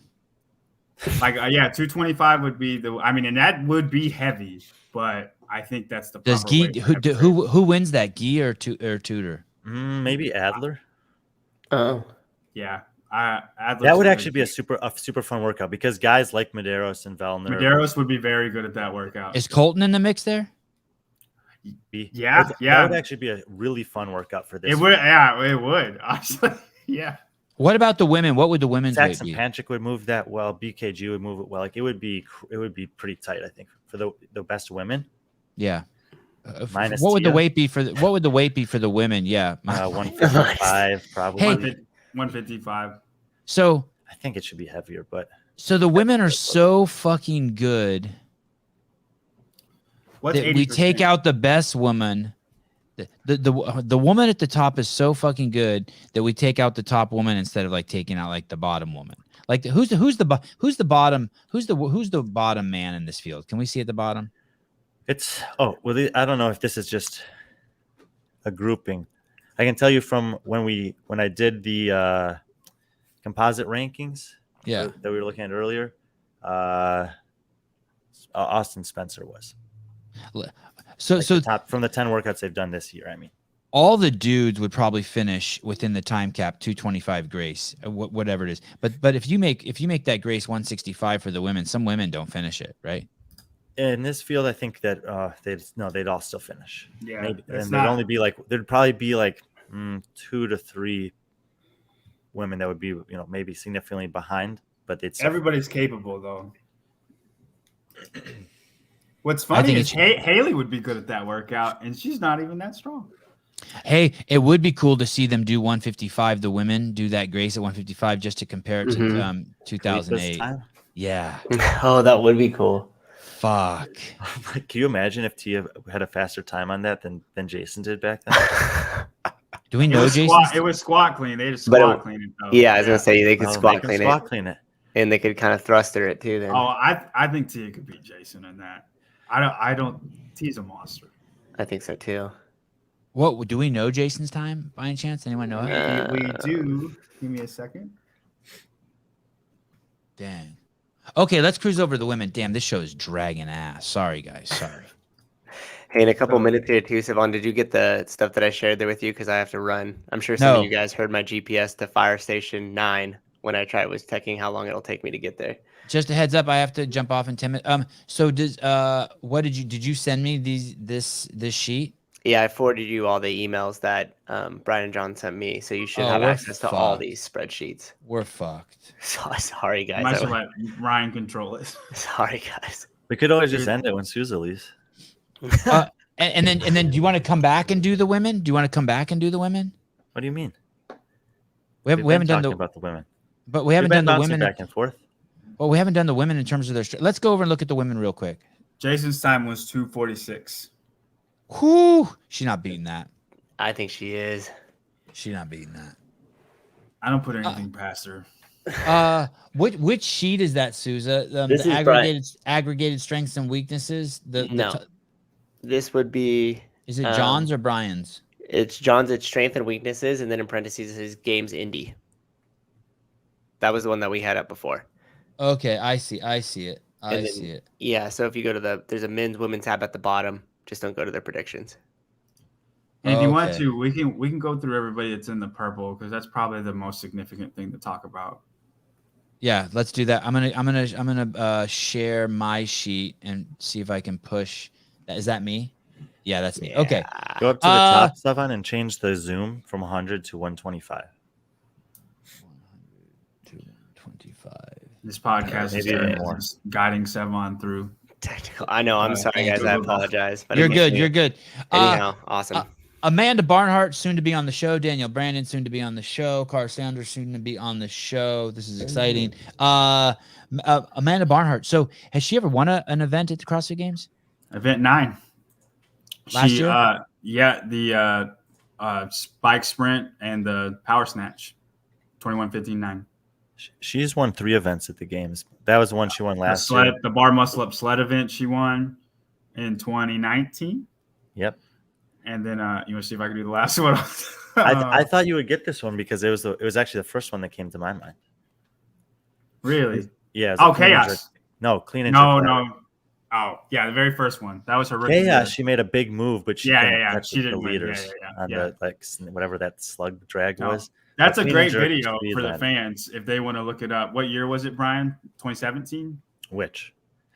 Clean and jerk. Chaos. Oh, the clean and jerk speed lander was 2018, and also chaos was 2018. So when you have max power output, that's your way of combining. She's good at machines and lifting heavy shit. Yeah, and I'm also talking about moving odd implements. Like it'll say high power machines next to it. If it's just machines, it's kind of like when I have high volume gymnastics on somebody. They've shown that they are good at a lot of different gymnastics. It's not just pulling. She's good at she's good at the power snatch and the echo bike, and she's ass at long runs Sevan, do you know the name Sarah Dunsmore? No, I like it. Oh, she has. I was just looking at my sheet here. She had 2 event wins at the 2009 CrossFit Games, but I'm not really familiar with her. Oh shit! Which events did she win? The run and the sledge row. Sarah Dunsmore. So shout out to Sarah Dunsmore. Yeah, that was a fucking crazy games. Talk about dirty. Daniel Brandon, handstand walking. Hey, so if you're gonna have a strength, is that really not the strength you want? It's kind of stay like tuned on that. Actually, Sevan, stay tuned on that. Coming up, I think tomorrow, if not tomorrow, the next day, I have an article coming out from Morning Chalk Up that David Arsenault was Inspire for this one, talking about specifically handstand walking's relevance at the CrossFit Games. Okay, who's David Arsenault? Guy that met on Instagram who's sent me a couple. He and I wrote the Sarah Sigmundsdottir article that came out last week about how good she's been in her career when she's healthy. And then he had an idea on the handstand walking that I was really impressed with. So I doctored it up to fit the Morning Chalk Up's kind of framework, and we should have it coming out this week. David Arsenault, today is your lucky day, July 26, 8:18 Pacific Standard Time, AM, and you were mentioned on the Sevan podcast. From here, your life only gets worse. Well, that's cool. Can you give us a preview? Like, what would you rather be good at the CrossFit Games, handstand walking or swimming? Like, does this put her? We actually compare those two directly in the article. Okay, because well, tell me this: is it niche? Yeah, I would say yes. Like, I don't even know what that word means. I'll give you this example. Yeah. He wrote a lot about it, and I had to kind of pick and choose what I thought were the. I told you, David, it's downhill. You came on as a superstar, and Brian's already saying you fucking a blabbermouth. Go on. No, I'm saying that he had a great depth of information, and I tried to make it more concise and digestible for everyone who might want to read it. All right. I misunderstood. But one of the examples he gave was from the handstand walking event in 2020, where Brooke Wells won that event against the 5 women there, of which were Katrin David, Zutter and Carrie Pierce, Haley Adams, and Tia Claire Toomey. Tia got last in that workout, and you would expect that because those other 4 women are some of the 4 best in the field. What skill set is it that made Brooke Wells win that handstand walk against Katrin or Carrie or Haley? Anatomy. What was she better at? Speed. Was she stronger? No. Did she have a better midline? She just moved faster. She's just better at walking on her hands. Like, I don't know how to quantify it in any other way. Like, that was the point of that example. So it's what other movements does he compare it to besides swimming? We did swimming and deadlifting. Oh, interesting. The reason why it's interesting with deadlifting is, and maybe you could say with hands, I don't know what the correlates are to handstand walking and swimming, but the deadlift it's the first movement for so many of our movements, right? A pull from the floor, yeah. Yeah, thank you. The pull from the floor. So you pick something that's kind of an outlier to compare it to, and then something that's sort of like super foundational. And all three of those things are regularly tested at the CrossFit Games. I think that they've been tested like since we did from 2011 on, and I think that they were tested like 10, 11, and 12 times over that 11-year stretch. Since swimming came on, has it ever not been tested? No. Since handstand walks showed up, have they ever not been tested? I can't remember. I don't think so. I think it's been every year, and I think that the deadlift was kind of weird, where there was like one year there were 2 deadlift tests or something like that. But every year something's been pulled off the ground. A barbell's been pulled off the ground. Yeah. Yeah, crazy. I'd be curious to see what that looks like too. How many events? What happens more? What was the event we were talking about where it's 50 the movement that's in machines? Machines are in like 15% of the workouts at the games. Roughly, I'm just doing the math. Roughly 15 to 20%. I wonder what the percentage that was is last year. But remember we talked about that one year where all the machines showed up in one workout, the rope chipper, and it didn't even. And then they almost didn't even matter because it was just how fast you could pull the rope across the floor, the sled across the floor at the long rope. And I wonder the guy who was the best of the machine still won, but yeah, but the guy who was in first after all the machine work got like last, which he would have probably been last in machine. Who is that? Josh Bridges. Oh, it's kind of funny how it worked like opposite like that, but still worked out. I wonder how many events where there's pulling off the ground on average in the games, a barbell off the ground. I mean, you're talking all. It doesn't have to be a barbell because like the Husafell bag, you have to pick it up from the ground before you carry it. Is that right from the ground? Yep. I think it is. But it's basically an insignificant component. Pig flip. Yeah, the pig. But they're not necessarily the critical component of the workout. Like the pig flip, if you got stuck on it, it was a problem. But there were 48 muscle ups in the middle of that workout. That's where it was won or lost. Same thing with the Husafell bag. So you're probably pulling things from the ground quite often, but is it a critical component of the workout? Not as often. I'd also argue it's the fastest way to injure yourself through overtraining as opposed to swimming, handstand walks, or machines. Pulling shit off the ground. Don't do it. Don't do it. You disagree, John? I said I don't disagree. Oh yeah. I do disagree with don't do it. I think you should I know. That was how to stupid. do it safely. Yeah. I said something really smart and then fucked it up. It's pretty normal for me. What she's shitty at is Miss Brandon. She's good on her hands. She's good upside down, but the skier, the GHD, and the run. Well, so just long endurance in general, and again, that is just. But the sprint she's good at, right? She's good at a sprint, right? Yeah, but yes, she's bad at long endurance.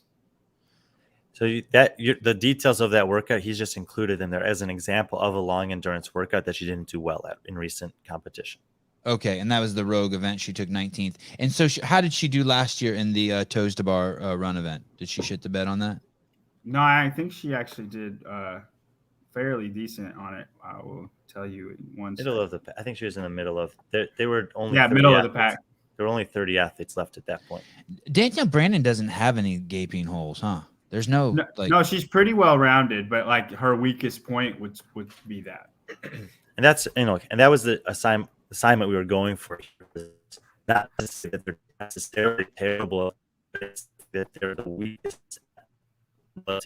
Anything else? I didn't hear anything Brian said. Did you, John?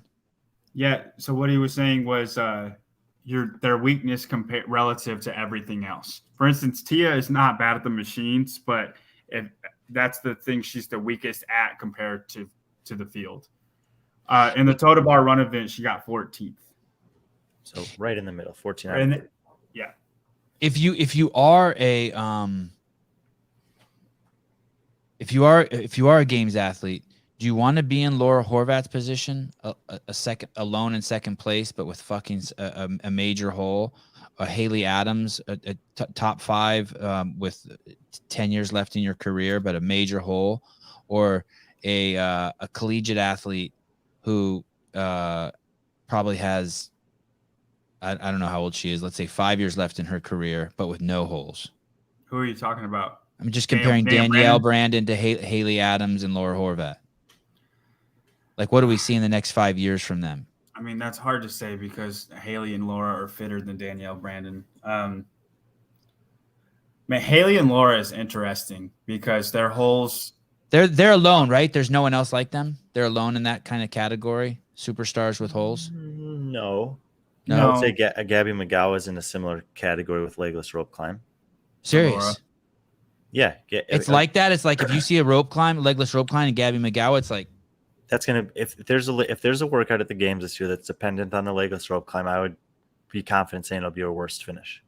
I don't think she's as bad as Laura is at strict handstand push-ups, though. Like, even if there's deficit in there. Oh, no. I'm not saying that either. I'm just saying she's another woman that's in the same tier of Haley and Laura competing for a podium spot that does have a weakness that sticks out relative to everything else. J.R. Howell, she was impressive in the MAC, if you consider that the long. MAC mile. Well, that's with a semifinal field and not a games field. So it's right. And remember, and and John in John's kind of intro here, he had said he was focusing on major competitions, and then in the counter to that is I was focusing more on the minor or the open quarterfinals, these types of workouts. So we're trying to see a balance across all of those things. And so some of the semifinal workouts did get maybe a little bit looked over in that study, but like we talked about with Guy, like his result on that running swimming workout in Brazil is not going to show up on this as a strength, because we know that relative to that field, his performance can be very different than relative to a games field. Word. Christy Oramo O'Connell, long endurance versus max power output machines. Is she the smallest athlete in the? She's not. 10? She's a smaller athlete. Oh, in the top 10, maybe. Yeah. I mean, Haley's pretty darn small. But Haley's taller than her. And the other thing is Haley's looking strong, man. She's got some like traps going, and her back looked a little bit bigger. I think she's taking 10 grams of creatine. The other thing, to JR's point, is this is a study based on what we've seen, but there's definitely the opportunity for someone to show up this year and prove that trend is going to be different for them going forward. And we're hoping to see that in some cases. Like Fraser would have a weakness of legless rope climbs after 2015, and then there's no longer weakness. You know what I mean? Yeah, very good point. Flips or whatever, but yeah. And we saw someone like Alex Gavan post on her Instagram the other day. So I said her name. What is her name? Gazan. What did I say? Gavan? Yeah. It's one of the letters at the end of the alphabet. Alex Gazan. She put 35 pounds on her fucking back squat. PR. I mean, this is the thing with young kids. But Laura's issue has been around forever. Laura's, go ahead, John. We haven't seen her get crushed, though, the way she did originally in 2019 Rogue Invitational, either 2019 or 2020, I don't remember which one. But she couldn't do one rep. Every workout since, it's been a weakness, and it's been her worst place finish, but she's been able to get through every single workout, and it hasn't been that like huge, she can't even do it. Like we saw Haley just standing on the floor last year. That's standing on the floor. Yeah. Okay. But we haven't seen strict deficits either. Like that hasn't popped up in very many competitions. So I kind of hope we get that because we just haven't seen it very much. Hey, we should put a list of 10 most devastating standing on the floors, like Katrin David's daughter in front of the pegboard, Laura Horvath, handstand push-ups. But that's the example I was going to bring up is, in that Rogue Invitational John's talking about, they had a minimum work requirement, and Laura couldn't meet it because she couldn't do that movement. And so she was eliminated from the competition. She was able to continue competing if she wanted, but they just moved her to, I think her and Margot Alvarez might have both had that happen to them. And they were just 19th and 20th for the rest of the competition. And then we see a workout at the games, like the pegboard that year, there was no minimum work requirement. So you could try as many times as you want or not, and you could just advance in the competition. And in that case, she won the games that year, right? Just standing around under the pegboard, and she won the games. Yeah, she was awarded 54 points for it. Yeah, and Sarah kept trying. What's bad though is Sarah kept trying and tired herself out for the last event. And Catherine was like super rested for that event because she just stopped. The genius of Ben Bergeron, why he's the greatest coach who ever lived. Well, no, this is exactly right. Is you need to be aware as a programmer of what's your intent with having or not having a minimum work requirement. And then there's a secondary caveat to that is there also a minimum effort required?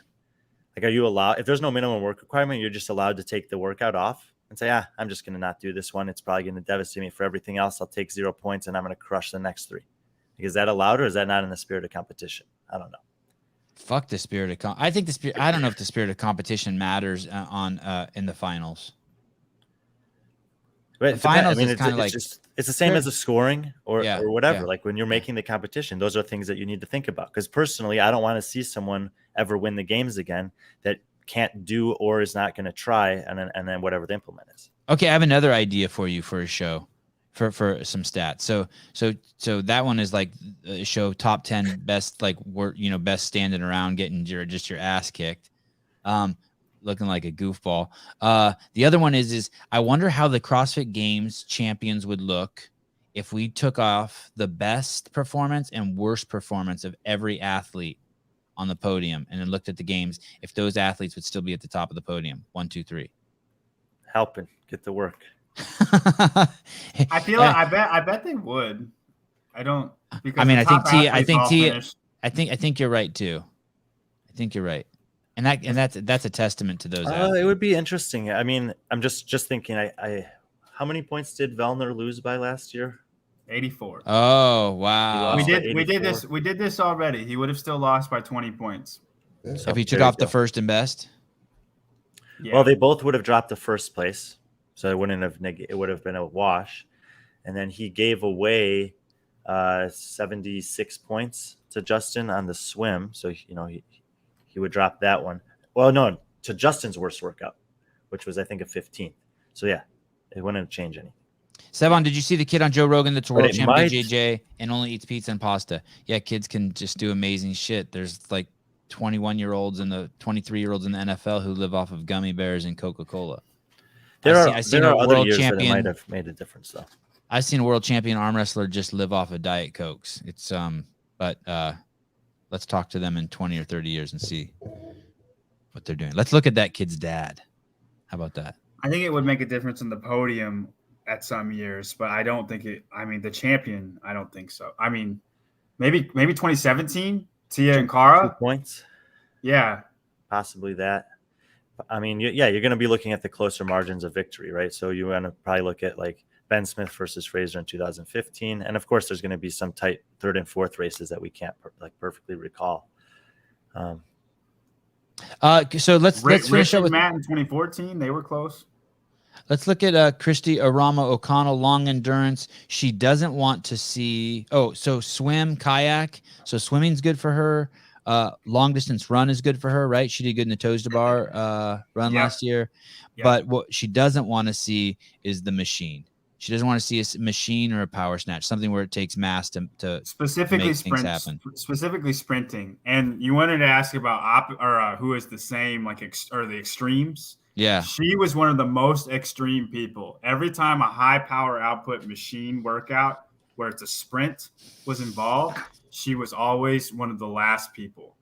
And then anytime it's long distance, anything, running, swimming, anything super aerobic, she is always right there with Tia. It's always Tia winning and then her second because you can't out sprint Tia at the end.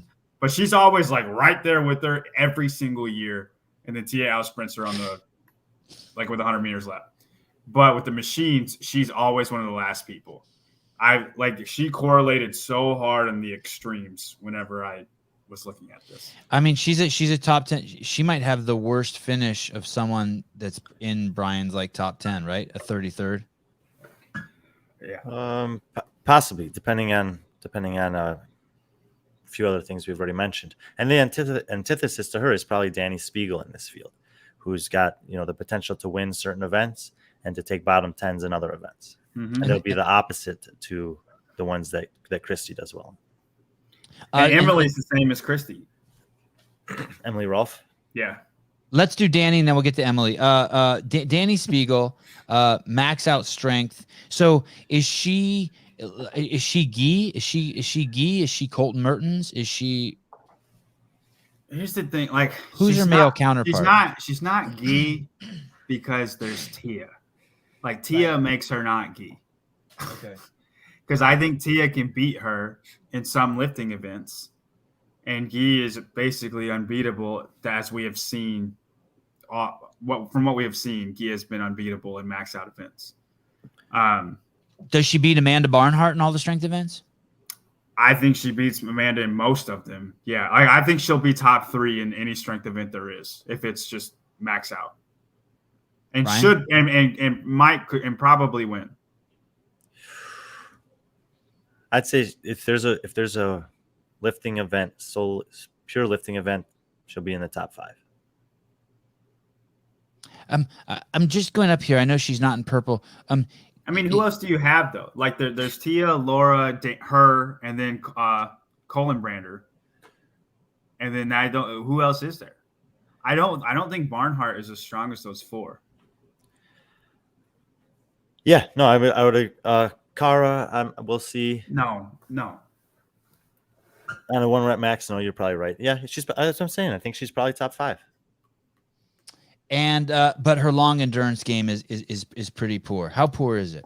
It's pretty poor. It's pretty rough. I don't know. This isn't so bad. Run, echo bike, burpee, sled push at the Granite Games 12th. Well, here's the thing. She has every competition that's been as long as the games. She hasn't finished, so there's not a lot of data points for her. In the Granite Games, she got 12th, and this is in a semifinal. So you have to think, if she's getting 12th in a semifinal field, that's more like 30th in a games field.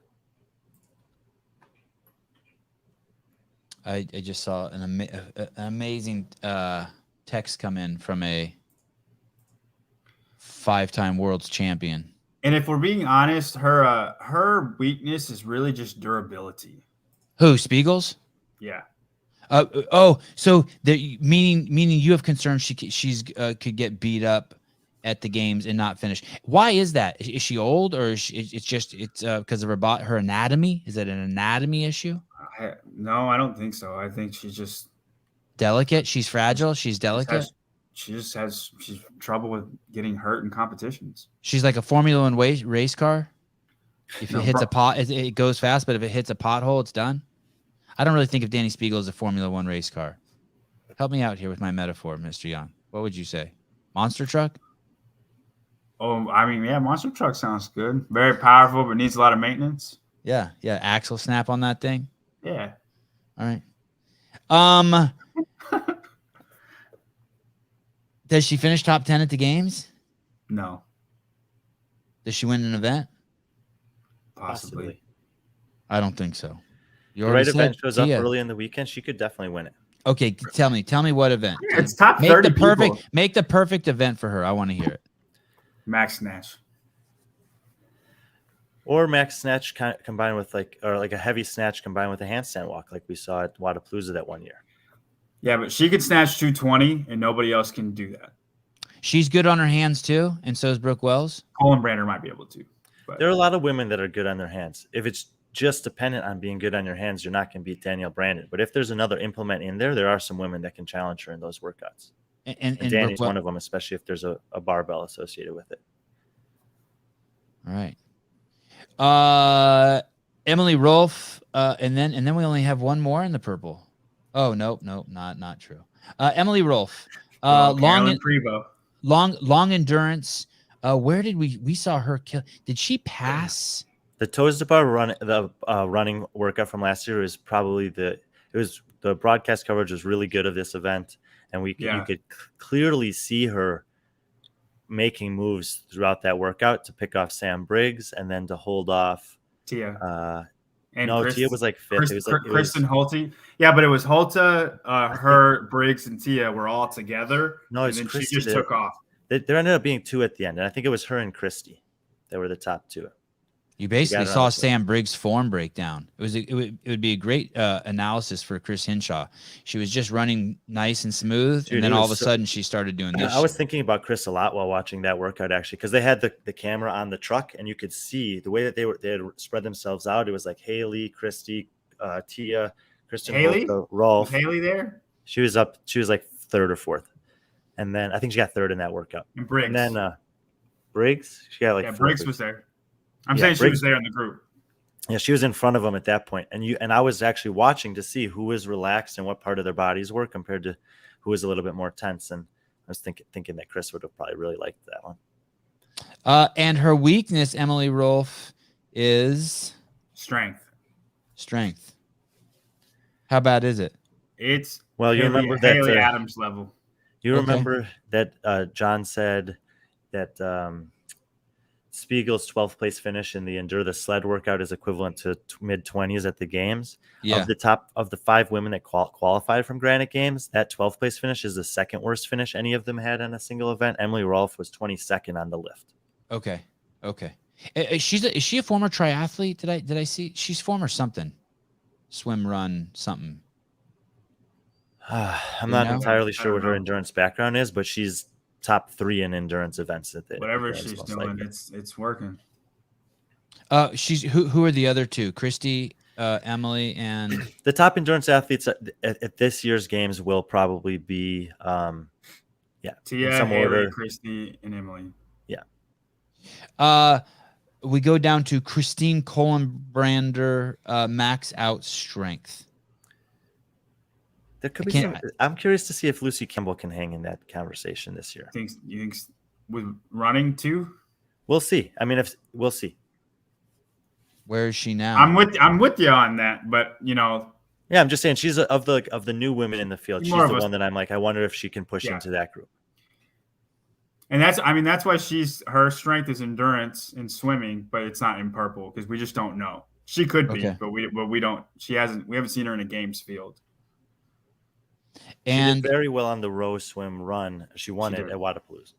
Yeah. Christine Kohlenbrander, max out strength. Are we talking about machine snatches, cleans, overhead squats? So, and this is a name that people don't know that could beat Tia in a strength event. Possibly. Like if you look at her barbell complex with the, is it 3 cleans, 2 front squats, and 1 jerk? Is that what they did? Mm-hmm. She was first place in the whole world. Her and Spiegel tied for the most in all. Didn't Tia also tie? Didn't they all have 245? I think yes. But if you were watching last year the games coverage prior to the snatch event, she was the woman out there with Tola that was snatching, just like demonstrating what a heavy snatch could look like, basically. And I think she did 215. Yeah, her and Spiegel's snatch is head and shoulders for you, Brian, above everybody else. Because we've seen Tia snatch 200, 205, probably capable of 210. But like Spiegel and Kohlenbrander are stronger than her at a snatch for sure. I don't know about a clean and jerk, but at a snatch for sure. Who had a better time in the rope event at semifinals, her or Gabby Magawa? I'll find it. She missed. She either got a no rep or almost got a no rep on the rope climb event. So her rope climb event's a little skewed on that one. Okay, she took 14th at the syndicate. I don't know what she took worldwide. Did Gabby finish the event? Gabby did fine. Gabby was 38th out of the 40 women in this workout, and she managed it kind of as well as she could have. Christine was 37th, so she's 1 place better than that. And Christine was, like John was saying, was like an inch away from probably being 10th. So what was Colton? He was last place. Last. And yeah, Sevan, you should do 10 rope climbs for time. I bet you might be able to beat his time. He was 39th. He was 39th. The other day I did 5 legless rope climbs and my fucking whole old body started just cramping up. Like my chest started cramping. It was fucked up in my forearms. But it was the same thing. He was 39th and the guy who was 40th was Agustin Riquelme down in Brazil, and he was getting his gazillion no reps on that workout. Okay, so Colton really is at the bottom. Yeah. All right. I guarantee I hope there's no rope climbs. That Augustine Riquelme will not be last at the games. So do you know what year the rope climb first showed up at the CrossFit Games? The legless rope climb? Just any rope. Sure. Yeah, let's do legless. Yeah, it's 2013. There were no rope climbs before 2010. I don't think there were any at the ranch years. I can't remember seeing any. So that would have been the first rope climb, and then the first legless rope climb. It was legless 2013. Legless, the workout legless. Yeah. And has it shown up every year? Is the rope ever missed a year? I can't remember it not being there. I'm not 100% sure on that one. Was the highest rope climb out there in Carson, out on that football field on the side? That was a massive rope climb that year, right? 30 foot or something. Dog sled rope climb workout. Yeah, that was pretty tall. 20 feet has become pretty expected for games. Did they do rope climbs at the ranch in 2020? The bike repeater. Oh yeah, that's right. Where was the rope? Where was the rope? Was it outside? It wasn't at the ranch. It was at the offsite venue. Okay. But I was just trying to think of a year that they might not have had them. They tested that. I was there when they tested that, and I think it was Jason Carroll killed that. But he's like a mountain biker, and he's amazing at upper body pulling stuff. Yeah, he would jump off the bike, and just right at the rope and jump onto the rope. The transitions were fucking absolutely nuts. The bike would still be rolling. I can't think of a better workout for Jason Carroll. Yeah, is he out of the scene? He got a job at Starbucks or something? Okay. Not Starbucks, but I don't think he's competing anymore. Christine Kohlenbrander. So we got her. She's strong, but she doesn't want to see the ropes, although she is better than Colton Merton at it. Carolyn Prevost, deadlift. What's her max deadlift? Is it listed somewhere? I don't know where her max is. I just know the 225 for 67. Probably close to John's. Probably. I'm not great at deadlift. I see her. It's interesting to see her way down here because I see her as a true athlete in the field. Like I just see her as just when I think of her as just a great mover. And you have double unders and long endurance, but I just picture she's not good at double unders, huh? No, I think Brian has a funny story about her in double unders. Like she does one of those things. She told us. She folds like that when she does them, like that thing. I think so. Like they fold in the middle. No, but I mean, look, it's and we talked about it before. There's this is taking the workouts that they've done this year against each other in comparison has its flaws, but at the same time, when you look at the women that come up at the top of those workouts, they're most of the women that you would expect to be towards the top of the games field, and she didn't finish, with the exception of the deadlift burpee workout where she was third. Her next best finish on any of those workouts was 27th, and that's just not going to cut it. Like you still have to be good at the low barrier to entry stuff, and she's not relative to this field. Basically, if she's in any other North American semifinal, she doesn't go to the games. We talked about this with the composite power rankings also. Outside of Emma Lawson, I don't think any of the analysts put any of the women from that competition inside the top 30 in any of their rankings. Wow. Okay. Yeah, it was very, very few. So, but that was known. Like we knew going, and I know that Adrian talked about that their intent was to have a fair distribution of spots across semifinals. And it might have been on paper from the quarterfinal performances, but it definitely wasn't in the bottom half of the field. Half of all the backfills for the women and all of the backfills for the men were in that field. So it was just, it was a relatively easier field based on the data, and we'll see if someone like a Paige Powers or Carolyn Prevost can have a good performance at the games. Caroline Spencer's our second year going there, but I'm not expecting them to do great at the games.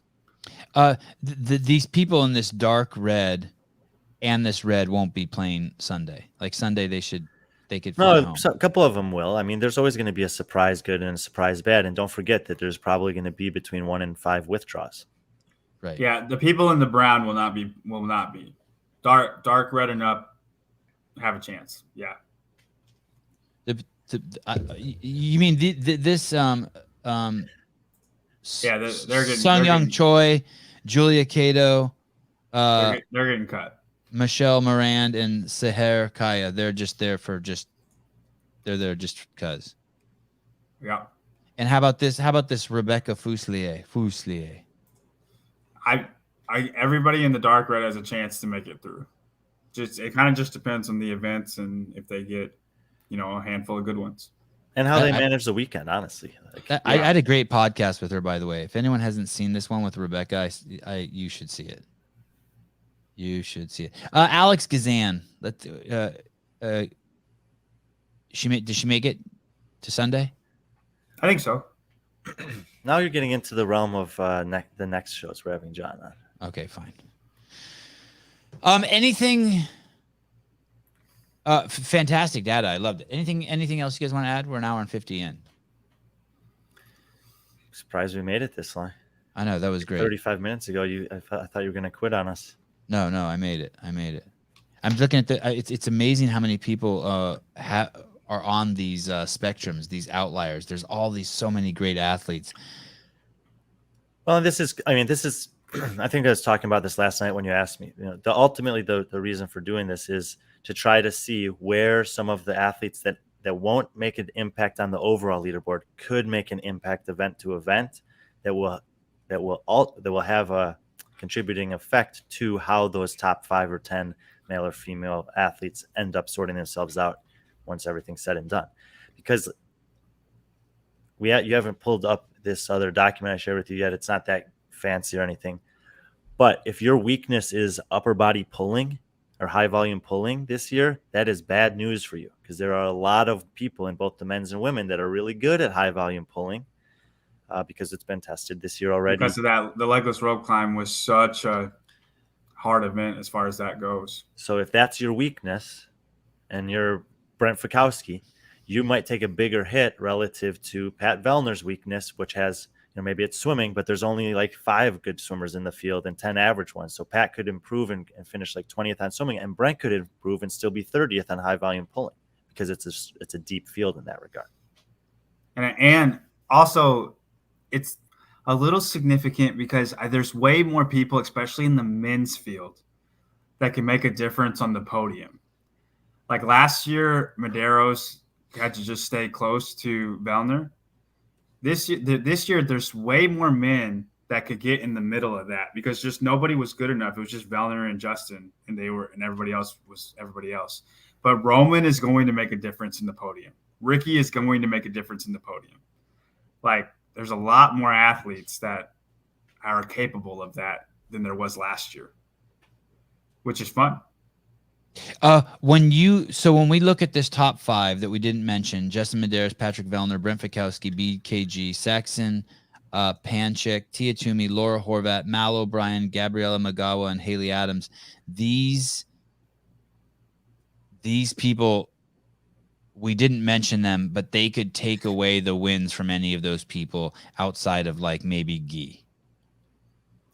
Well, if you're in purple, like, I think you have a good shot of beating anybody that was in the top 5.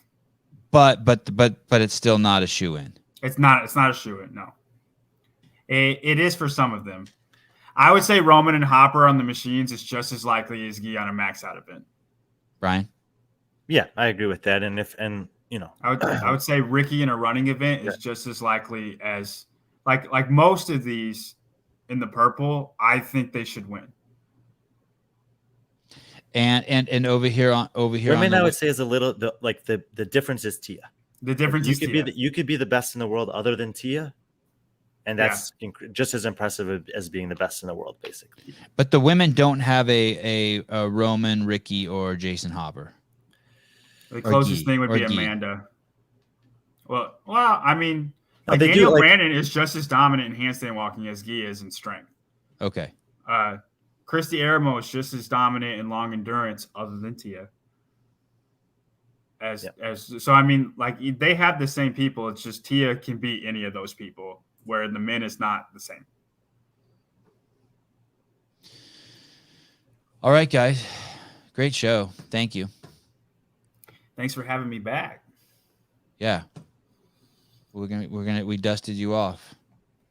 You're in the game. As many people in the comments said, it was too long. This evening we have Patrick Vellner at 6:30 p.m. Then we have Danielle Brandon tomorrow. Also tomorrow, coming from the middle of the United States of America, from Iowa. We're having Chris Tile on. He's an affiliate owner out there. That's going to be a good conversation. Then on Thursday, we have Cara Saunders on, and James Sprague and Dallin Pepper in the evening. And then Friday, we have our UFC show with Justin Nunley and Darian Weeks. And then in the evening, we have Lazar Jukic. I'm sure there are going to be other people added in there. I do know that somewhere in there, Greg Glassman's coming to Santa Cruz, California to give a talk about broken science. And so that could cause my schedule to get a little mixed up. But I will tell you this. He told me that I could film his up and that I could start sharing it on the podcast. So I'm excited to get clips from that and share it with you guys. That's awesome. All right, guys. I don't know what else to tell you guys. Go to cahormones.com, get your free blood work, use the code Sevan, and get your free doctor consult. And you too could be as strong as John.